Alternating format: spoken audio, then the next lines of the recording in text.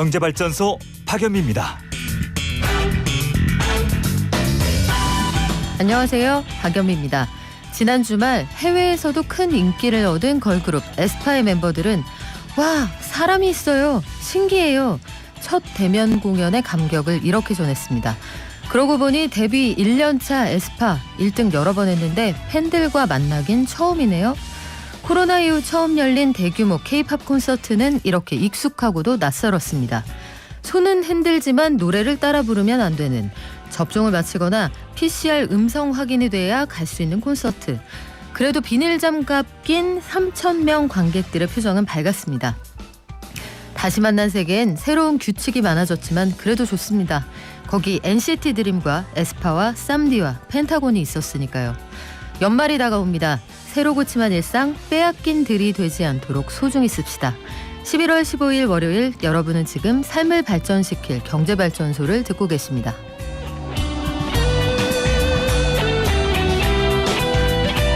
네, 대선 본선 경쟁이 더욱 치열해지고 있죠. 지금 대선까지 한 110여일 남아있나요?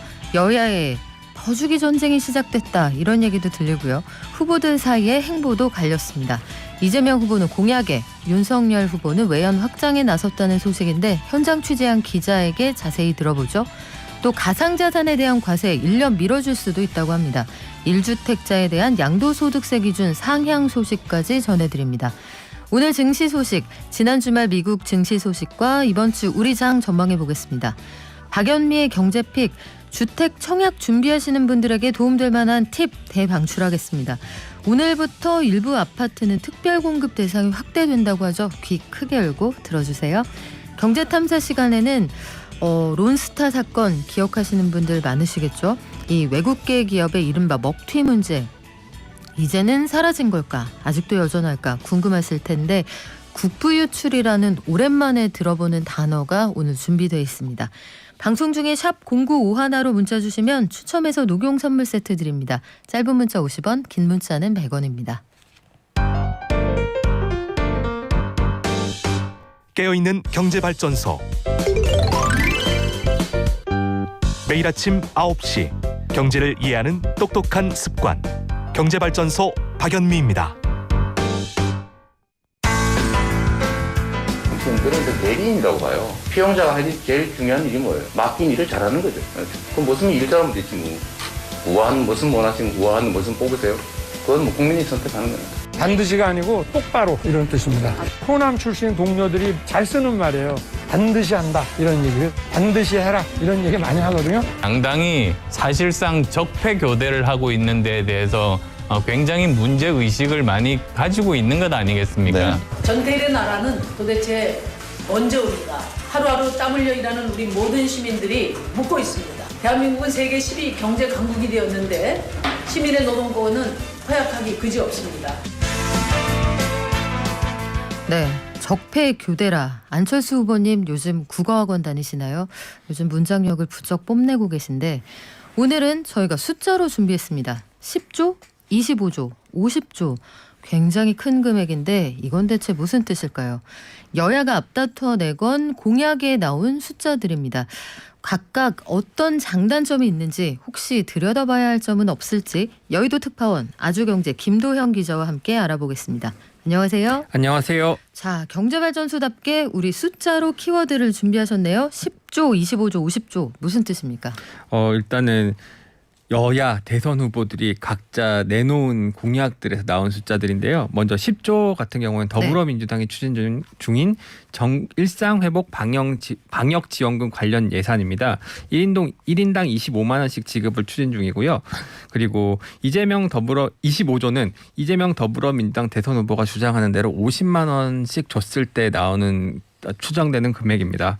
그리고 50조 원은 윤석열 국민의힘 대선 후보가 새 정부 출범 100일 동안 50조 원을 투입해서 소상공인 손실보상을 전액 보상하겠다고 하면서 나온 숫자입니다. 언론들이 이제 퍼주기라고 좀 비판을 할 때마다 좀 쉬운 비판 아니냐라는 네. 얘기들이 나오는데요. 그럼에도 불구하고 퍼주기라는 비판을 면하기는 어려울 것 같습니다. 자, 김도영 기자는 여기 동의한다고 하셨습니다. 일단 10조, 20조 엄청 비싼 공약인데 어떤 문제가 있다고 보셨나요? 일단은 전 국민에게 재난지원금을 주겠다는 거잖아요. 근데 자영업자 소상공인에 대한 손실 보상안이 완전히 마련되지 않은 상황에서 또 대정을 투입해서 돈을 주자고 하는 겁니다. 김부겸 국무총리는 지난 3일 당장 재정은 여력이 없다. 오히려 1년 반 이상 피해가 누적된 소상공인 자영업자 중에서 손실보상법으로 도와드릴 수 없는 분이 너무 많다. 이렇게 얘기했습니다. 그러니까 정부에서도 먼저 손실보상 문제를 해결해야 한다는 입장을 피력한 건데 여당에서 방역지원금이라고 이름만 바꿔서 또다시 재난지원금을 주자고 하는 겁니다. 선거를 의식했다는 비판을 받을 수밖에 없고요. 재원 대책도 문제가 많습니다. 초과세수 10조 원을 쓰면 된다는 건데 초과세수라는 거는 예상보다 세금이 많이 거쳤다는 거지 나라 살림이 적자에서 흑자로 돌아섰다는 건 아닙니다. 관리 재정 수지는 지난해에 112조 원 적자를 봤고요. 올해 8월까지도 70조 원 적자입니다. 자, 일단 여당 쪽에 회초리를 드셨는데 야당은 묻고 더블로 갔습니다. 윤석열 후보는 50조 원. 여긴 괜찮습니까? 역시 포퓰리즘적 성향이 되게 강합니다. 피해를 보상한다고 하면은 소상공인이나 자영업자들의 피해 상황을 먼저 계산하는 게 먼저가 돼야 되는 거 아니겠습니까? 그런데 피해 계산을 어떻게 할지 기준에 따라 이 금액이 천차만별로 달라질 수도 있고요. 보통 일단 50조 원이라고 먼저 선언부터 한 겁니다. 보통 이런 식으로 정책이 집행될 경우에 50조 원에 맞춰서 피해 상황을 계산하게 되고 그러다 보면은 정책 집행에 왜곡이 생길 수도 있습니다. 그리고 또 김기현 국민의힘 원내대표는 이 공약이 발표된 다음에 당과 논의된 게 아니다. 올해 예산엔 반영하기 어렵다고 했습니다. 의석수가 민주당이 많은데 50조 원의 예산을 편성할 수 있는 방법이 없다는 거죠. 구체성과 현실성 모두 떨어지는 아니라고 할 수 있습니다. 그리고 혹여 정치 지형이 바뀐다고 해도 50조 원이면요. 내년도 예산이 600조 원이니까 12분의 1입니다. 맞습니다. 현실적으로 좀 다소 허망하다 이런 생각도 드는데 정부 고민이 깊어질 것 같은 생각이 드네요. 예, 김부겸 국무총리는 한 언론 인터뷰에서 양 진영에서 모두 재정에 부담이 가는 공약을 내걸고 있다면서 세수가 좀 더 들어왔다고 돈이 남아돈다고 해석해서는 안 된다고 했습니다. 올해와 내년 모두 수십조 원의 부채를 안고 예산을 집행하는데 이 와중에 또 빚을 질 수는 없다는 겁니다. 그러면서 재밌는 얘기를 했습니다. 이재명 후보, 윤석열 후보에게 재정 현황에 대한 정확한 내용이 필요하면 본인이 직접 브리핑을 해주겠다 이렇게 얘기를 했고요. 홍남기 경제부총리 겸 기획재정부 장관도 같은 입장입니다. 지난 11일 국회 기재위 전체회의에서 10조, 25조, 50조 등 지원금이나 손실보상과 관련해 제기되는 내용이 꼭 필요한지 재원 측면에서 뒷받침이 가능한지에 대해서는 점검과 고려가 필요하다고 했습니다. 네, 여야의 공약에 모두 정부는 어렵다, 난색을 표하고 있는 상황인데 각 후보들 발빠르게 움직이고 있는 모양이네요. 예, 맞습니다. 이재명 후보 같은 경우에는 공약 발표, 그중에서도 20세대, 30세대의 마음을 얻기 위한 공약을 내놓는 데 치중했습니다. 반면 윤석열 후보는 광주 국립 5.18 민주묘지 그리고 고 노무현 전 대통령 묘역이 있는 경남 김해 봉화마을을 방문하는 등 외연 확장 행보를 보였습니다. 그리고 윤 후보는 아울러 종부세를 전면 재검토하겠다는 공약을 내면서 부동산 정책 승부수를 걸었습니다. 그렇군요. 이재명 후보 전 국민에게 가상자산을 주겠다 이런 얘기를 했다고요? 이제 자신의 입장에 조금 묘수를 띄운 것 같아요. 대장동 게이트 논란으로 부동산 논란 그리고 이제 청년들도 사로잡아야 한다는 이런 생각이 있을 텐데 부동산 급등으로 인해서 청년들이 자산 마련에 어려움을 좀 겪고 있지 않습니까? 청년층이 가상자산에 관심을 갖는 게 이 때문인데 부동산 개발 이익 환수와 청년층의 가상자산에 대한 관심을 환기하기 위해서 부동산 개발에서 발생하는 이익을 기초자산으로 해서 전 국민에게 가상자산을 지급하고 이걸 갖고 거래를 하게 되면 일종의 가상자산 시장이 형성된다라고 했습니다. 전 국민에게 가상자산을 지급하겠다는 겁니다. 그리고 과거 포스코나 한국전력 같은 우량 공기업 주식을 국민들에게 매각했던 사례와 비슷하다라고 설명을 했습니다. 다만 이로 인해서 전 국민에게 돌아갈 이익이 자산이라고 불릴 정도가 될 것인지 그리고 부동산 개발 이익을 어떻게 가상자산화할 것인지 등 구체적인 부분에 대해서는 밝힌 바가 없습니다. 이준석 국민의힘 대표가 차라리 블록체인 기반의 이재명 헛소리 토큰이라도 발행하면 재미라도 있고 시장 가치도 있을 것이라고 비꼬았습니다. 요즘 이재명 후보의 공약 그리고 행보에 대해서 이준석 국민의힘 대표의 발언 수위가 굉장히 높아지고 있다 이런 생각이 드는데 네. 당내 사정도 여러 가지로 영향을 미치지 않나 싶습니다. 자, 가상자산 과세도 1년 유예하고 공제한도까지 대폭 상향하겠다 이게 이재명 후보의 공약인 거죠? 예, 11일 페이스북에 가상자산 과세 시점을 2022년에서 2023년으로 1년 유예하겠다고 공약했습니다. 이 후보는 가상자산을 무형자산으로 보는 것이 적정한지, 양도소득에 대해서만 과세하는 게 타당한지, 해외 거래소를 통할 경우 부대 비용은 어떻게 인정해 줄 것인지 등 점검할 사항이 아직 많다고 지적했습니다. 그리고 가상자산 과세 공제 한도가 너무 낮다는 문제 제기가 나온다면서 대폭 상향이 필요하다고 했습니다. 현재 250만 원입니다. 이 후보는 금융투자소득 개편 방안이 본격 시행되는 2023년에 가상자산을 포함한 금융투자소득 전반에 대한 과세가 통합적으로 이루어지는 게 타당하다는 의견이 있다고 했습니다. 자, 윤석열 후보의 행보로 가보죠. 광주 방문해서 사과하고 네. 봉화마을을 방문을 했어요. 예. 여기에서는 왜 명품시계 얘기가 나왔나요? 아무래도 당시에 노무현 전 대통령이 수사를 받던 당시에 논두렁의 명품 시계를 버렸다고 검찰 수사 당시 진술했다라는 오보가 나오지 않았습니까? 이 오보 같은 경우에는 아무래도 검찰발로 나갔을 것이라는 게 상식적인 생각일 텐데요. 이와 관련해서 기자가 물어봤습니다. 아무래도 윤 후보가 검찰총장이었던 걸 겨냥한 거죠. 그것도 특수부 검사 출신이니까. 그러니까 윤 후보는 저는 지금 현재 검찰을 대표하는 사람도 아니고 그럴 생각도 없다라고 답변을 피했습니다. 그리고 노무현 전 대통령에 대해서는 국민의 사랑을 가장 많이 받으신 분이라면서 소탈하면서 기득권과 싸운 노무현 정신을 잘 배우겠다라고 했습니다. 아직도 그때 생각이 납니다. 그 약간 사이다 같이 추웠던 날이었는데 노무현 대통령 취임식 당일 저도 현장에 있었는데 그때의 날씨와 공기가 아직도 생각이 나네요.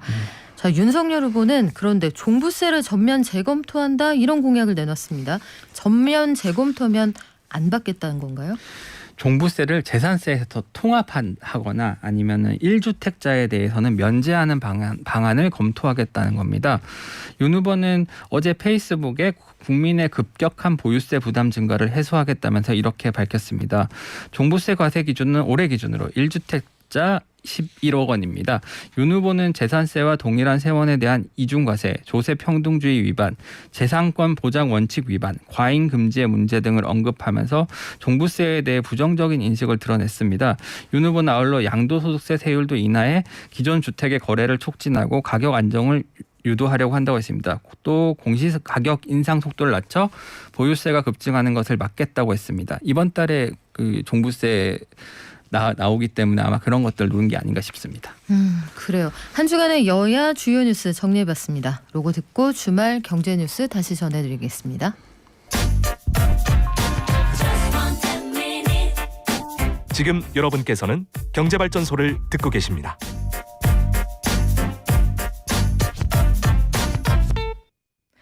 매일 아침 쏟아지는 경제 뉴스 10분만 투자하면 충분히 따라잡을 수 있습니다. 10분 경제 주말 동안 들어온 경제 뉴스 정리해 볼게요. 앞서서 잠깐 전해드렸는데 가상자산에 대한 과세 1년 연기가 지금 확정이 된 겁니까? 아니요. 오늘 열리는 국회 기획재정위원회 조세소위에서 논의가 시작됩니다. 현행 소득세법은 가상자산 소득을 기타 소득으로 보고 250만 원을 초과하는 부분에 대해서 소득세율 20%를 적용하도록 하고 있습니다. 과세 시기가 2022년부터인데요. 앞서 이재명 후보도 언급했듯이 이를 1년 유예하는 안에 대해서 여야가 대체적으로 공감대를 형성하고 있습니다. 여야가 합의해서 소득세법을 개정할 경우에 정부가 이를 막을 방법은 없습니다. 윤호중 민주당 원내대표는 2023년부터 과세 시점을 맞추는 게 좋겠다라고 얘기했고 추경호 국민의힘 원내수석 부대표도 1년 이상 유예한다는 것이 기본 방침이라고 했습니다. 반면 홍남기 부총리 경우에는 과거에 여야가 합의했고 과세 준비도 돼 있는데 유예하라고 강요하는 건 좀 아닌 것 같다라고 반발했습니다. 그리고 250만 원을 공제 상향하는 방안 관련된 법안도 좀 발의가 돼 있는데요. 노웅래 민주당 의원 등이 발의한 소득세법 개정안은 가상자산 양도 대여 소득을 금융투자소득으로 보고 다른 소득과 합산해서 5천만 원까지 공제한다는 내용을 담고 있습니다. 현행은 250만 원이죠. 예. 1주택자에 대한 양도소득세, 비과세 기준도 좀 달라질 것 같네요. 예. 역시 오늘 열릴 조세소위에서 본격적인 논의가 이뤄질 것으로 보입니다. 민주당은 고가주택 9억 원 기준이 현실을 반영하지 못한다는 지적에 따라 이를 12억 원으로 상향하는 양도소득세 개편안을 당론으로 추진 중입니다. 9억 원은 2008년에 마련된 기준이라서 여야 모두 대체적으로 공감대를 형성하고 있습니다. 다만 개정안에는 장기 보유 특별 공제율을 변경하는 내용도 담겼는데 이견이 있습니다. 거주기간 장보특공은 거주기간과 보유기간에 따라 각각 40%까지 공제를 해주는데 민주당 안은 거주기간에 따른 공제율은 그대로 두되 보유기간에 따른 공제율은 양도 차익별로 10에서 40% 차등 적용하는 방식입니다.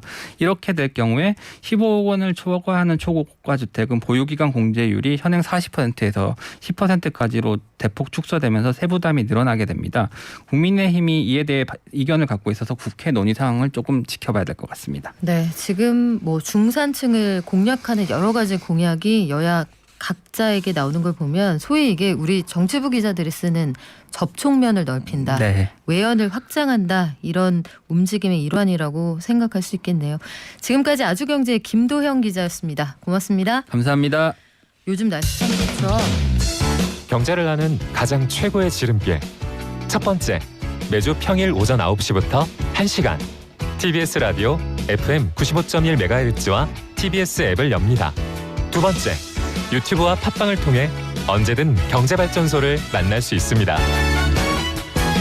경제를 이해하는 똑똑한 습관. 경제발전소 박연미입니다.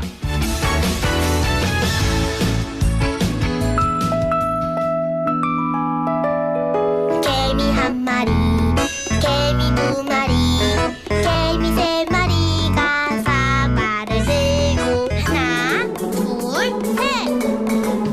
영차. 네, 알아서 잘들 하고 계시겠지만 우리 방역 수칙 열심히 지키자고요. 지난 주말에 K-팝 콘서트 대규모로 열렸습니다. 이 자리에서 다들 그 마스크 쓰시고요. 그리고 비닐 장갑 끼고 박수 쳤는데 이렇게 연말 송년회처럼 단체 모임 많이 늘어나는 시기죠. 사회적 거리두기도 계속해서 유지해 주시기 바랍니다. 저희는 증시와 거리두지 않고 밀접하게 지난주 뉴욕 증시부터 알아볼게요. 키움증권의 한지영 연구원 연결돼 있습니다. 안녕하세요. 네, 안녕하세요. 네, 지난주 금요일 미국 증시 어땠습니까? 네, 일단은 나스닥이 1%대 상승을 했고 S&P 500과 다우도 강세로 마감을 했는데 지금 미국 증시 분위기는 인플레이션에 대한 불안감들을 잘 극복해 나가고 있는 것으로 보입니다. 그래서 지난주 금요일에 발표된 미국의 11월 미시간대 소비자 심리 지수가 예상보다 크게 부진했지만 증시에서는 미국의 인프라 부양책에 대한 기대감이 지속된 가운데 또 대형 기술주, 성장주들에 대한 저가 매수세가 유입이 되면서 나스닥을 중심으로 큰 폭 상승하는 이러한 흐름을 보였다라고 생각을 하고 있습니다. 네, 미국 증시 참 부럽습니다. 올해 네. 시계열로 놓고 보면 60번이 넘게 사상 최고치 기록을 새로 썼는데 미국 증시는 주가가 빠질 때 사서 기다리면 언젠가 보답한다 이런 공식이 지금 정해진 것 같거든요. 그런데요, 네네. 한국 증시는 왜 안 그렇습니까? 일단 뭐 심플하게 설명을 드리면 미국보다 실적의 안정성 그리고 달러화를 보유하고 있지 않은 이런 달러화 같은 기축 통화를 보유하고 있지 않은 국가라는 측면에서 이렇게 미국과 한국 간의 차이가 발생한다라고 볼 수가 있습니다. 그래서 뭐 일단은 주식시장은 실적에 따라 움직이는 곳인데 현재까지는 미국 주식시장의 실적 힘이 가장 다른 나라보다 강력하고 안정성도 높은 편이었습니다. 반면에 한국 주식시장은 물론 3분기 실적 시즌을 통해서 예상보다 덜 나쁜 업황 전망을 제시했다는 기업들이 많아짐에 따라 이른바 한국도 3분기 실적 시즌 선방했다라는 평가를 받았습니다. 하지만 미국에 비해서 그 힘이 약하고 실적 장세의 변동성이 컸던 것을 확인할 수 있는데요. 아무래도 한국은 글로벌 공급 사슬의 가장 끝에 위치해 있기 때문에 선진국들의 수요나 생산이 변하는 것에 민감하다 보니까 이렇게 전체적으로 실적의 변동성이 큽니다. 그리고 또 다른 이유, 아까 달러화 쪽으로 말씀을 드렸는데 아무래도 미국은 달러라는 기축 통화를 보유하고 있는 국가인 만큼 글로벌 주식시장의 변동성, 불확실성이 확대될 때 수많은 전 세계 투자자들은 이렇게 기축통화이자 안전자산 역할을 하는 달러를 보유하려는 특성이 있습니다. 그 과정에서 이렇게 달러 표시로 된 자산을 사기 위해서 미국으로 몰려들고 이때 수많은 투자자들은 단순히 달러화 예금, 미국 채권뿐만이 아니라 미국 주식시장의 달러화 자산을 확보하려는 투자자들이 늘어나다 보니까 이렇게 계속해서 미국 증시가 신고가를 경신할 수 있었던 것으로 보이고 있고요. 결국에는 저희가 갖고 있는 이 고민들을 해결을 하려면은 일단 원화가 기축통화 지위를 갖는 것은 지금으로서는 거의 불가능하다라고 보시면 될 것 같고 앞서 말한 문제처럼 한국 증시가 빠질 때 사서 기다리면 수익을 낼 수 있는 환경 다시 말해서 우리나라 증시도 강사장 기조에 복귀하려면은 실적의 힘과 안정성이 더 개선이 되어야 되는데 저는 개인적으로 이거는 시간이 지날수록 풀리고 있는 문제라고 말씀을 드리겠습니다. 그렇군요. 선진국 지수 편입 이 얘기 계속 나오는데 참 어려운 숙제입니다. 오늘 우리 증시는 어떻게 출발했습니까? 예, 우리 증시 오늘 상승 출발을 했고요. 오늘은 반도체랑 바이오 이 두 가지로 좀 압축해서 설명을 할 수가 있습니다. 삼성전자, SK 하이닉스 같은 경우도 지금 나름의 주가가 견조한 흐름을 보이고 있고요. 그리고 반도체 바이오 같은 경우는 지금 셀트리온 그룹주들이 거의 8에서 10%대 급등세를 보이고 있는데 이거는 지난주 목요일 날에 유럽 의약품청에서 셀트리온이 개발한 코로나 항체 치료제 레키노라를 승인 권고한다는 소식을 알렸습니다. 그리고 바로 그 다음 날 12일 하루 만에 유럽연합집행위원회에서 이 품목을 정식 품목 허가를 줬다라는 소식이 지금 셀트리온을 포함한 전반적인 바이오 업종들에게 훈풍으로 작용을 하면서 오늘 코스피 같은 경우는 0.5%대 상승 그리고 제약과 바이오 비중이 높은 코스닥은 1.3%대 강세를 보이고 있습니다. 네, 셀트리온 관련 주식 오랜만에 올랐다는 소식까지 전해드리게 되는데 이번 주 우리 증시에는 꼭 지켜봐야 될 이벤트 어떤 게 있습니까? 예, 매월마다 챙겨봐야 되는 지표이긴 한데 오늘 발표되는 중국의 산업생산과 소매 판매 그리고 미국 시간으로 16일 화요일에 발표되는 미국의 산업생산 소매 판매 이 G2 국가의 실물 경제 지표가 가장 중요하다라고 볼 수가 있습니다. 왜냐하면은 높은 인플레이션, 이른바 고물가가 산업 경기와 실물 소비에 얼마나 영향을 미치고 있는지를 확인할 수 있기 때문인데요.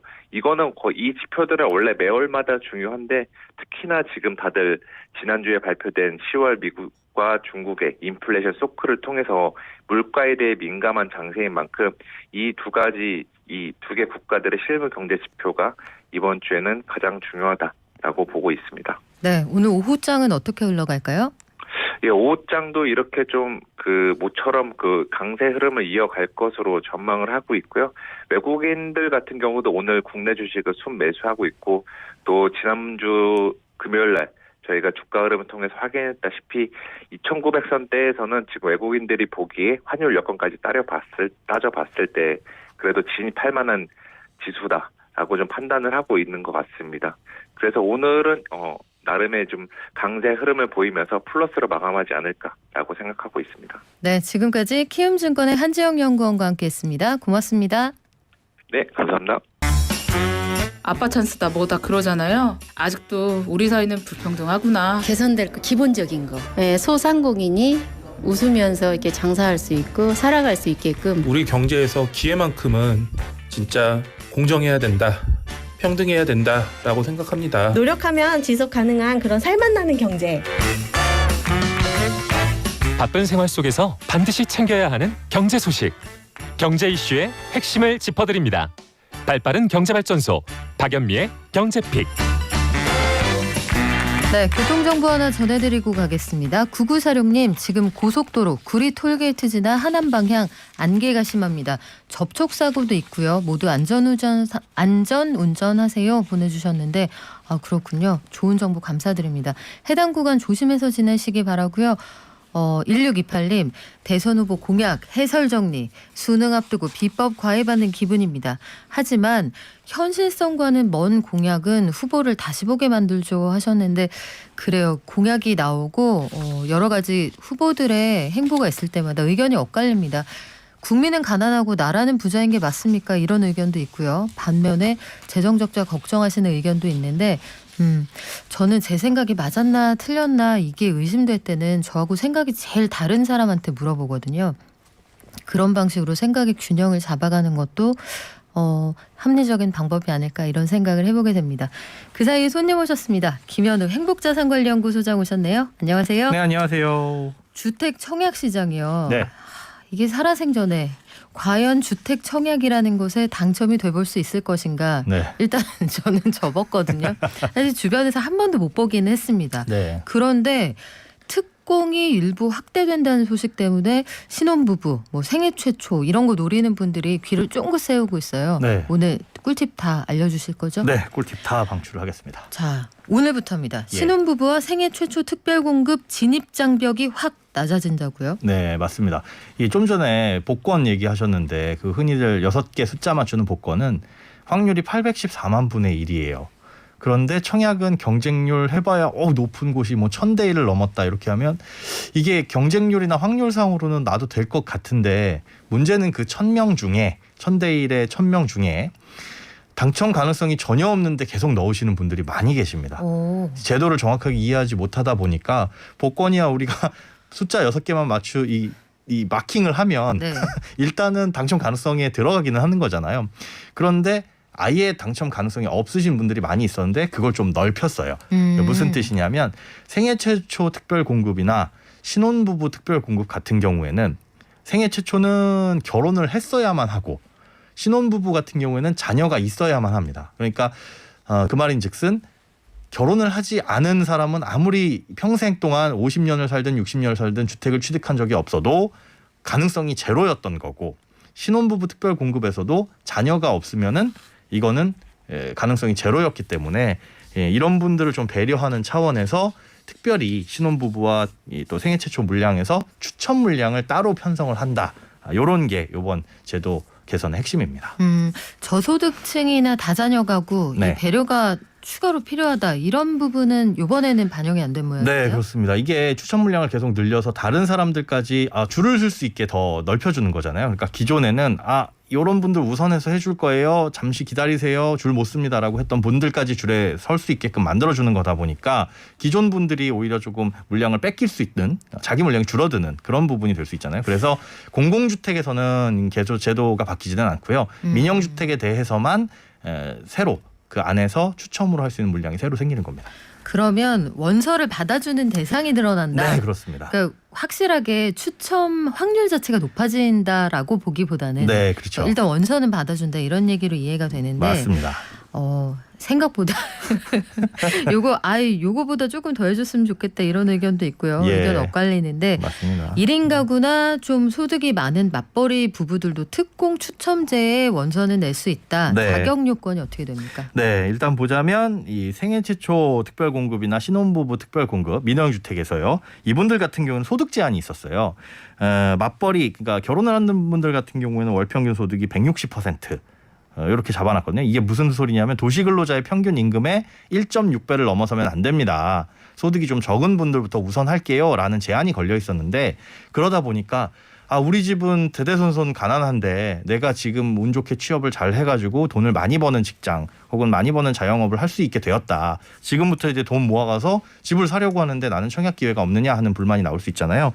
그래서 이 160%를 초과하는 경우에도 일단 원서는 접수를 해주겠다. 그리고 특별공급 물량 중에 30% 안에는 다 섞어가지고 추첨해서 뽑겠다라는 겁니다. 그런데 이렇게 소득이 높으신 분들도 있지만 좀 전에 말씀드린 것처럼 자산이 많으신 분들까지 여기에 포함이 되게 되면 소위 얘기하는 뭐 금수저 특공이 네. 문제가 될 수도 있으니까 그래서 자산이 많으신 분들은 좀 배제를 하자라는 차원에서 부동산 자산이 3억 3천 초과를 하게 되면 이분들은 한 상위 20% 정도에 속하는 거기 때문에 이분들을 배제를 하는데 다만 조금 아쉬운 부분은 뭐냐면 여기에서 포함되는 이 자산의 기준은 부동산만 포함이 돼요. 그러니까 현금으로 100억을 통장에 갖고 있어도 아니면은 금융소득 이런 거는 그런 거는 포함이 안 되는군요. 예, 그렇죠. 금융소득 같은 경우는 소득으로 포함이 되기는 하지만 뭐 10억 정도 은행에다 넣어놓으면 2%만 계산하든 뭐 2천만 원 정도. 네. 그래서 이게 이제 연간 소득에 포함은 되겠죠. 하지만 맘만 먹으면 이 이자가 없는 통장에 넣어놓을 수도 있기 때문에 네. 이런 부분은 이제 약간의 조금 허점이라고 보일 수도 있는데 금융소득은 왜냐하면 맘만 먹으면 사실은 줄여놓을 수가 있거든요. 예를 들어 제가 100억이 있다면 그랬으면 좋겠지만 공고일 직전 3개월 동안의 소득을 봐요. 금융 재산을 네. 봐요. 보려면은. 근데 그거 같은 경우는 3개월 전에 박인미 기자님 제 100억 좀 잠깐 맡아주세요. 해가지고 통장에서 뺄 수도 있는 거니까. 전 늘 준비가 돼 있습니다. 네. 네, 그런 것들 때문에 사실은 이걸 촘촘하게 법을 만들지 않으면 의미가 없는 규제이기 때문에 이번에 금융자산은 좀 배제를 한 것 같고요. 대신 이제 소득으로 환산이 되니까 부동산 자산 같은 경우에는 그렇게 쉽사리 뭐 명의를 이전하거나 하는 게 상대적으로 쉽지 않으니 부동산 같은 경우에는 뭐 건물과 토지가 되겠죠. 3억 3천 이하인 분들만 여기 청약에 넣을 수 있고요. 신혼부부 특별공급 같은 경우에는 기존에 신혼부부 특별공급에 넣는 사람 중에 1순위가 자녀가 있는 자가 1순위가 됐어요. 그러다 보니까 100세대를 예를 들어 뽑는다. 신혼부부 중에서. 그럴 때 자녀가 있는 분이 뭐 200세대, 네. 자녀가 없는 분이 100세대 이렇게 신청을 하게 되면 총 3대 1의 경쟁률을 보이잖아요. 그런데 그 3대 1이라고 하더라도 자녀가 있는 분이 1순위니까 사실은 자녀가 없는 분들은 다 빼야 되고 2대 1의 경쟁률이 되는 겁니다. 그래서 그런 분들도 배려를 하기 위해서 자녀가 없으니 요즘에는 집이 구해져야 자녀를 얻는 그런 케이스들도 많이 계시잖아요. 그래서 그런 차원에서 자녀가 없어도 일단 전체 물량 중, 즉 100세대 중에 30% 이게 특공 물량 100세대 중이에요. 그 30%는 추첨을 통해 가지고 당첨 기회를 좀 제공을 해주게 됐습니다. 1379님이 네. 혹시 1억 원 미만 빌라를 가지고 있으면 생애 첫 특공 안 되나요? 물어보셨는데 3억 3천 미만이잖아요. 이분은 안 됩니다. 어떻게 되세요? 그거 제가 말씀드린 자산 기준은 주택이 아닌 부동산의 자산 기준이고 그렇군요. 생애 최초 특별 공급은 어떤 형태로든 주택을 한 번이라도 소유했으면 안 돼요. 그래서 가끔 그런 경우 있어요. 부모님이 무슨 세금이나 이런 것들 때문에 문제가 있어서 자녀한테 잠깐 명의만 이렇게 잠깐 뭐 해놓는 경우에 다시 없애는. 나는 내 집을 가져본 적도 없는데 그런 흔적이 한 번이라도 남아 있으면 그게 이제 나뿐만 아니라 우리 세대를 구성하는. 그러니까 내가 결혼을 했거나 아니면은 같이 살고 있는 가족 중에 태어나서 단 한 번이라도 집을 가지는 사람이 있었으면 생애 최초 특별공급 대상은 안 됩니다. 이런 거 좀 신중하셔야 될 것 같고 맞습니다. 최근에 전세금 많이 올라서 그 빌라 네. 그 크게 원하지 않는데 빌라를 소유하게 되시는 분들 계시잖아요. 예, 그렇죠. 이런 분들 주의하셔야겠습니다. 그렇습니다. 그러면 이번에 신혼부부나 생애 최초 특별공급 이 추첨제 확대로 풀리는 물량이 전체적으로 얼마나 됩니까? 일단 작년 기준으로 보자면 민영주택으로 공급된 게 6만 호 정도였고요. 이 중에 이 추첨제로 뽑는 게 뭐 특별 공급 중에 30%니까 뭐 18,000가구라고 하는데 우리가 이제 앞으로 생겨날 게 중요한 거잖아요. 근데 민영주택이 얼마나 공급될지는 사실은 모를 일입니다. 모를 일인데 우리가 생각해봤을 때 전체적으로 그럼 내 기회가 얼마나 생기냐? 자, 1000세대가 분양을 한다. 그러면 그중에 신혼부부 특별공급으로 한 200세대 정도, 20% 정도가 나오면 거기에 30%니까 전체로 봤을 때는 한 6% 정도는 추첨으로 내가 들어갈 수 있다. 이렇게 보시면 돼요. 그래서 기존보다는 없던 물량이 전체의 6%가 생기는 거고 또 1인 가구도 생애 최초 특별공급에 지원을 할 수는 있기는 한데 요거는 이제 청약 면적이 좀 제한됩니다. 혼자 산다라고 한다면 넣을 수는 있으나 60제곱미터 이하인 전용 면적 60제곱미터 이하인 평형에만 집어넣을 수가 있어서 그거는 약간 결혼을 앞두고 있다고 한다면 조금 더 좀 신중하게 생각을 해보셔야 됩니다. 솔직하게 얘기해 주세요. 네. 1인 가구가 당첨이 될 확률이 얼마나 됩니까? 실질적으로. 예전엔 아예 제로였는데 0%에서 하늘이 두 쪽 나도 될 수가 없었는데 네. 지금은 전체 물량 중에 한 6%까지는 기대를 해볼 수가 있습니다. 1인 가구도. 그렇죠. 하지만 이게 좀 전에 60제곱미터 이하라고 말씀드렸잖아요. 네. 요즘에 이 공급하는 아파트들을 보면 85제곱미터 위주로 공급을 하는 곳들이 있고 아니면은 뭐 59제곱미터부터 다양하게 공급을 하는 곳들이 있어서 어떤 면적을 어떻게 공급을 하냐에 따라서 조금 차이는 있을 수 있습니다. 그러면 1인 가구가 다른 가구의 형태하고 경합하지 않고 확보할 수 있는 게 6%예요? 아닙니다. 그건 아니죠. 예, 이건 또 같이 들어가는 그렇죠. 거라서. 여러 가지 특별 공급과 이런 것들 다 네. 합쳐서 그 안에서 경합한다 이런 맞습니다. 말씀이죠. 지금 그 말씀해 주신 거를 다시 한번 해석을 하자면 실제로 그래서 예전에는 원서도 못 넣으셨었던 분들이 이제는 원서를 넣을 수 있기 때문에 청약 경쟁률은 분명히 올라갈 거예요. 네. 근데 그거를 해석하기에 야 청약 시장이 이렇게 과열됐다라고 해석하는 것보다는 원서를 넣을 수 있는 사람이 많아졌기 때문에 그만큼 늘어날 것이다. 그거는 미리 알고 계셔야 됩니다. 그래요. 그럼 0%에서 조금은 올라갔는데 네. 요게 쉽지가 않을 것 같습니다. 그렇죠. 자, 8월 30일에도 저희가 청약 통장 한번 총정리를 해드렸는데 네. 주택 청약 가점제 있잖아요. 네네. 청약 통장 가입 기간이 얼마 이상 돼야 이게 유리하다 이런 게 있었는데 그렇죠. 가입 기간 늘릴 수 있는 방법이 있죠. 네, 시간이 지나면 자연스럽게 늘어납니다. 그런데 시간이 지나는 걸 기다릴 수 없는 분들은 남의 시간을 조금 사올 수가 있어요. 이게 어떻게 되는 거냐면 다른 가족이 부었던 청약 통장을 명의 이전을 해오거나 이렇게 받는 겁니다. 그러니까 청약 통장을 오래전에 만들어 놓으신 부모님이나 네. 혹시 할아버지 할머니 중에 깨지 않으신 분이 있다면 그 통장이 나보다 가입 기간이 오래되었을 경우에 그걸 이제 내 명의로 가지고 온다는 거죠. 그러니까 시간을 사온다. 돈 주는 건 아니겠지만 시간을 가지고 온다라고 보시면 됩니다. 저희도 가끔 받는 질문인데 네. 그럼 청약 통장 증여나 상속이 된다는 얘기인가요? 네, 그렇습니다. 일단 자기 명의로 보통 이제 주택을 취득하신 분들 같은 경우에 청약통장을 깰까 말까 고민하다가 그냥 두신 분들이 있어요. 뭐 납입은 안 하더라도. 근데 민영주택에서는 납입을 안 해도 가입 기간은 계속 인정을 받습니다. 물론 이제 15년이 맥스이기는 하지만 그 안에 뭐 담긴 금액이라든가 청약통장 가입 기간 같은 경우는 그대로 끌어올 수가 있어서 그걸 이제 증여를 받거나 또 나중에 뭐 돌아가시고 난 다음에 받게 되는 상속도 가능은 하긴 해요.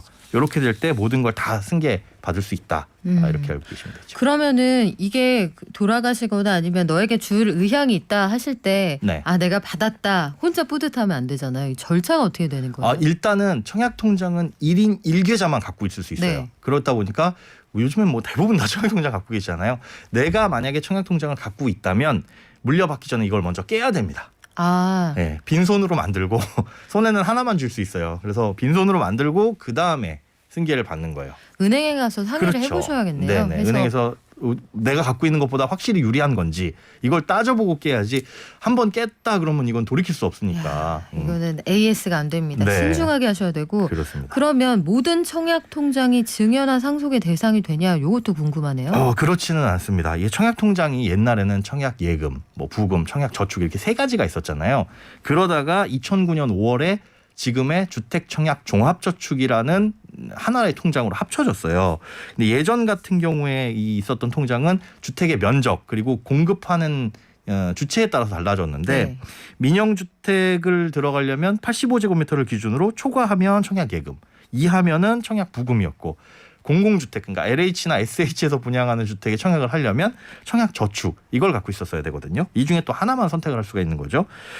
그런데 2000년 3월 27일에 주택 공급에 관한 이 공급 규칙이 바뀌었어요. 그러다 보니까 2000년 3월 26일까지 가입한 청약통장은 명의 이전이 그냥 되고 증여가 그 이후에 가입한 청약통장 같은 경우에는 청약저축만 명의 이전이 되고 나머지는 상속이 됩니다. 그렇게 생각을 하시면 돼요. 복잡합니다. 많이 그때는 복잡합니다. 이걸 왜 세 가지로 나눠놨나. 저도 셋 중에 몇 개 뭐 이런 식으로 맞아요. 들었던 기억이 나는데 상속을 받는다 하면 상속으로 그 효력을 이어받는다는 거잖아요. 네, 돌아가시고 난 다음에. 그러면 관련 규칙이 변경되기 전인 2000년 3월 26일 이전에 가입한 청약통장 가족 간의 명의 이전도 가능하다고 하셨잖아요. 그렇죠. 증여로서 가능합니다. 그냥 살아생전에. 부모님이 갖고 있는 통장 효력이 자녀에게 그대로 넘어간다. 이렇게 이해해도 무리가 없습니다. 맞습니다. 다만 이제 여기에 조건이 붙습니다. 명의를 이어받을 사람이 세대주여야 돼요. 그런데 세대주는 그 세대에 한 명밖에 안 되잖아요. 보통 이제 아버지나 어머니로 해놓는 경우가 많이 있는데 자녀를 세대주로 하고 싶다면 분리를 해서 자녀를 세대주로 만들어야 되긴 하나 이 세대주는 아무나 될 수는 없습니다. 보통 일반적으로는 만 30세 이상이 되어야 되고 30세가 안 된다고 한다면 소득이 있어야 돼요. 그런 것들의 기준을 맞췄을 때 세대주 요건을 충족하면 그러니까 그거부터 알아보셔야 되죠. 이 사람이 청약통장을 받을 통장은 있는데 물려주실 통장은 이미 이제 대기하고 있는데 받을 자격 조건이 되느냐. 그래서 세대주 변경이 가능한지 일단 확인을 해보고 그게 가능하면 세대주가 되고 그 세대주가 이제 통장을 받는다 이렇게 보시면 되는데요. 이렇게 옮겨받았을 때는 기존에 할아버지가 30년 전에 유지했던 청약통장이다라고 한다면 그 가입기간 이런 것들을 다 인정을 받을 수가 있습니다. 근데 지금 민영주택 청약할 때는 그 기간을 최대 15년, 17점까지 계산이 돼요. 네. 이게 왜 15년인데 왜 17점이지? 6개월 미만은 1점 이렇게 줍니다. 1년 미만은 2점 이렇게 돼가지고 15년을 꽉 채우면 총 17점을 받을 수 있거든요. 지금 내가 통장이 없다 이런 분들은 물려받으면 이 15년에 무조건 10점짜리를 유리하죠. 그대로 받을 수가 있는 거기 때문에 이런 것들은 물려주는 게 훨씬 더 유리하다고 볼 수가 있습니다. 지금 질문 주신 분 중에 네. 이 가입 기간 채우려고 제가 6개월이 필요한데 네. 그 6개월치를 처음에 한 번에 낼 수도 있나요? 이렇게 물어보셨어요.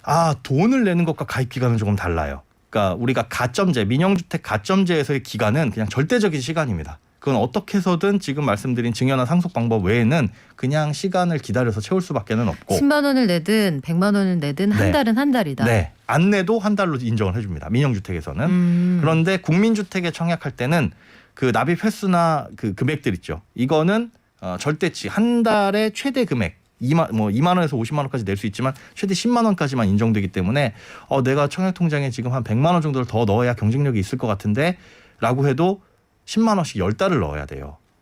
그 국민주택은 시간이 필요하다 이렇게 보시면 되고 납입을 꾸준하게 하는 게 유리합니다. 민영주택은 그러면 금액은 아무 때나 넣으셔도 돼요. 아무 때나. 그러니까 그 민영주택 같은 경우에는 지역과 면적에 따라 가지고 지역별 예치금이라는 게 있습니다. 네. 최소 300만 원에서 1,500만 원까지 있는데 이거는 공고일 전에만 하루 전에만이라도 한 번에 넣어두실 수가 있는데 공공주택은 그렇지 않다.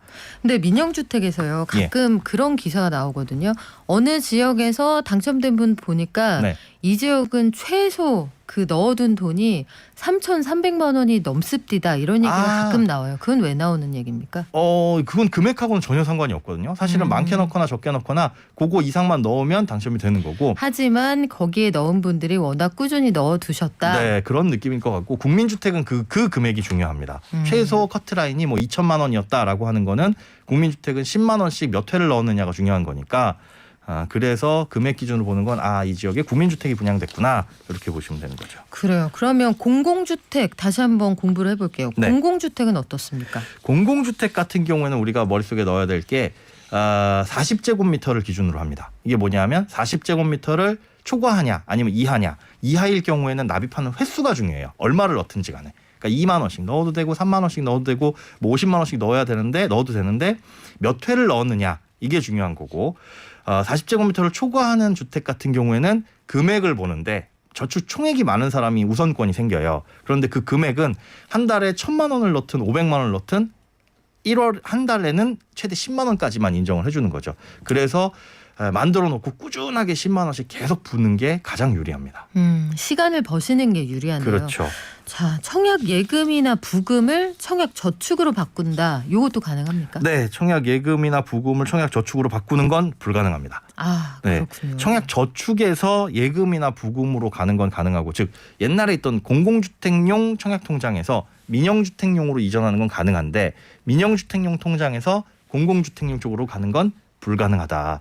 그리고 한 번 움직이게 되면 그것도 다시 환원할 수 없다. 그러니까 청약통장을 바꿀까 말까 고민하시는 분들이 계시다면 그런 것들 꼼꼼히 따져보시고 청약저축은 사실은 안 바꾸시는 게 대부분의 경우에선 유리해요. 그렇죠. 예, 대부분의 경우에서 유리하니까 민영주택 한번 넣어보고 싶은데 우리가 민영주택용 통장이 없네? 라고 하면 그냥 가족들 중에 누군가 청약예금, 지금은 주택청약종합저축이죠. 그걸 만들어서 유지하는 게 사실은 유리한 거고 가급적이면 청약저축 통장은 다른 걸로 안 바꾸시고 납입을 꾸준하게 하시면서 이건 그냥 살아생전에 증여도 되니까요. 그래서 그거는 유지를 하시는 게 제일 좋습니다. 그래요. 서미경 님이 이런 질문 주시네요. 네. 남편이 이 주택 청약을 안 들어서 저는 안 들었어요.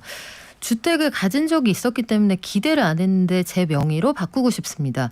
남편 거 아내 명의로 이전하는 거 됩니까? 지금은 주택청약종합저축이라고 하면 안 되고요. 청약저축이라면 이전은 가능한데 이분 같은 경우는 그냥 하나 가입하시라고 저는 추천을 드립니다.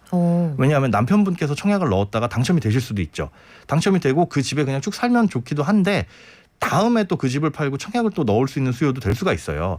그런 경우를 대비해서 가족 구성원은 사실은 모두 청약저축을 청약통장을 갖고 있는 게 어떻게 될지 모르니까 사람 일 그걸 대비해서는 갖고 있는 게 좋습니다. 네, 큰 그림 보자는 말씀으로 네. 이해했습니다. 자, 조부모님, 부모님 청약통장 물려받았을 때 본인도 있으면 말씀하신 것처럼 1인 1통장 기준이니까 어떤 게 유리한지 금융기관 가서 확인하시면 좋겠고요. 이것도 궁금해요. 뭔가를 이전 받는다, 네. 상속 받는다, 증여세, 상속세 이게 나오지 않을까요? 나옵니다. 그 청약통장 안에 있는 돈이 얼마에 따라서 증여세나 상속세 대상은 되는데 증여세는 성인 기준 5천만 원까지는 면제가 돼요. 공제가 되니까 사실 청약통장에 그렇게 많은 돈 있는 경우가 없잖아요. 세금은 걱정 안 하셔도 되는데 다른 것까지 같이 증여가 네. 될 경우에는 그것도 부담이 조금은 될 수는 있습니다. 8702님 질문 한번 해결을 해드릴까요? 네. 아직 그 분양권이 있으신데 네. 등기 설정을 안 하셨대요. 아, 그러면 법적으로는 그걸 소유하고 있는 상태가 아닌 거잖아요. 그렇긴 하죠. 이런 분들은 저는 생애 최초 대상이 될 수 있을까요? 안 될까요? 물어보시네요. 이게 당첨된 거라고 한다면은 생애 최초 대상은 이제 앞으로 될 수는 없습니다. 네. 등기 설정 이전에 분양권을 팔면 본인이 대상이 되느냐 물어보셨는데 네네. 등기 설정 되면 일단 무조건 안 되는 안 거죠. 됩니다. 만약에 그 전에 법적으로 등기를 하기 전에 파시면 상관없는 네네. 거고요. 근데 그게 프로세스가 가능할지 모르겠습니다. 그 저기 전매 제한이 걸려 있는 그렇죠. 것들이 많이 있으니까 전매- 실질적으로 아예 그냥 계약하기 전에 포기를 하는 거면 모를까. 그렇지 않다면은 불가능하다는 현실적으로 좀 어렵지 않을까 이런 생각이 드는데 4947님 외 여러분들께서 저도 아직 제 집을 가져본 적이 없는데 도움이 많이 됩니다. 그리고 9298님 저도 100% 공감하는데요. 제도가 너무 어렵습니다. 청약 제도부터 간단히 바꿔야 되겠구만요. 너무 맞아요. 복잡해 주셨는데 그렇지 않아요, 소장님? 이게 70년대 즈음부터 청약 네. 제도가 생기면서 아파트에 공급되는 유형도 많아지다 보니까 네. 그때부터 법이 계속 보완이 된 거예요.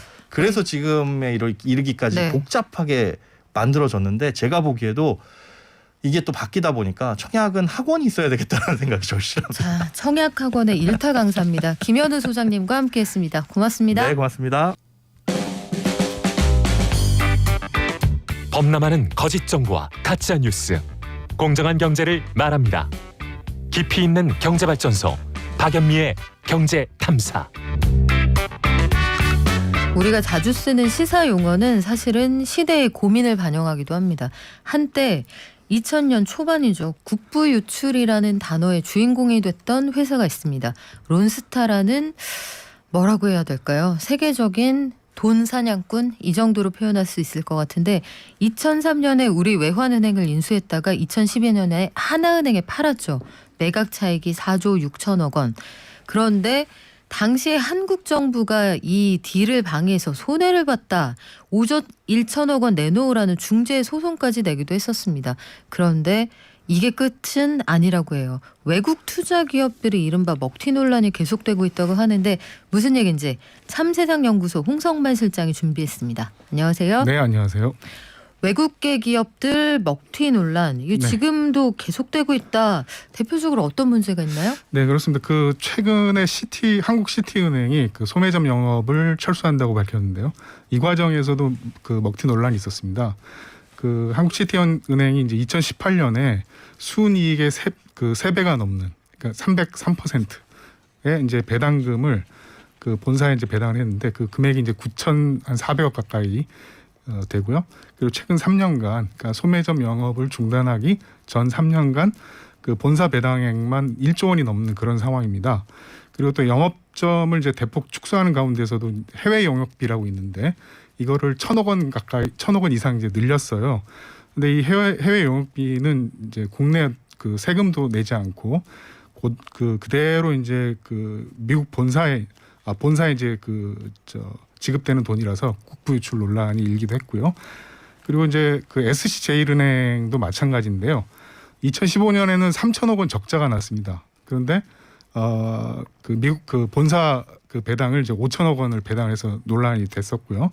그 2019년에는 손이익의 2배가 넘는 6,600억 원을 그 배당금으로 또 본사에 지급해서 또 논란이 됐었는데 그 SC그룹이 이제 SC제일은행으로부터 가져간 돈이 지금까지 배당금으로는 한 2조 6천억 원, 그리고 해외 영업비, 브랜드 사용료 명목으로 1조 원에서 3조 6천억 원이 넘는다고 합니다. 근데 이 회사들은 그 시티은행의 경우에는 기업금융만 남기고 소매부터 순차적으로 이제 그 철수한다 했고 네네. 아예 이제 문 닫기 직전인 상황이잖아요. 그렇습니다. 예. 이 회사는 저희는 결국 여기에 투자했던 비용 다 못 건지고 네. 열심히 장사해서 가져가는데 무슨 이게 저희가 잘못한 게 뭐가 있습니까? 이렇게 말할 수도 있지 않아요? 네, 그렇습니다. 네. 그런데 어떤 문제가 있는지 알아볼게요. 이렇게 보면은 그쪽도 할 말이 있지만 외국계 은행 여기에서 해외에서 사용한 비용이다. 네. 본사에 송금해야 되는 돈이다 해서 잡아버리면 세금 못 떼고 본사로 보내야 된다는 얘기인데 네, 그게 해외 영역비가 주로 되는 거죠. 국부 유출 논란이 그래서 나오는 것 같아요. 네, 맞습니다. 이게 뭐 주로 이제 그 은행 포함해서 금융권 쪽에서도 뭐 얘기가 좀 많이 되고 있는데요. 그 최근에는 라이나 생명도 먹튀 논란에 지금 그 휩싸여 있는데 바로 이제 지난달 그 10월달에 갑자기 이제 라이나 생명이 6조 원에 매각됐다고 이렇게 그 발표를 했어요. 그러면서 이제 그 라이나 생명도 최근 5년 동안에 이 본사 배당액이 급증했는데 한 9,200억 원 정도를 그 미국 본사에 배당금으로 지급했다고 그래요. 그래서 6조 원 이제 매각 대금까지 같이 이제 챙겨서 떠나게 되면서 이제 먹튀 논란이 일고 있는 그런 상황입니다. 그밖에 이제 이거 금융업뿐만 아니라 제조업에서도 이런 먹튀 논란이 끊이질 않고 있는 그런 상황이라고 합니다. 그래요. 제조업 상황도 한번 볼게요. 최근에 에디슨 모터스하고 인수협상하고 있는 쌍용 자동차. 네.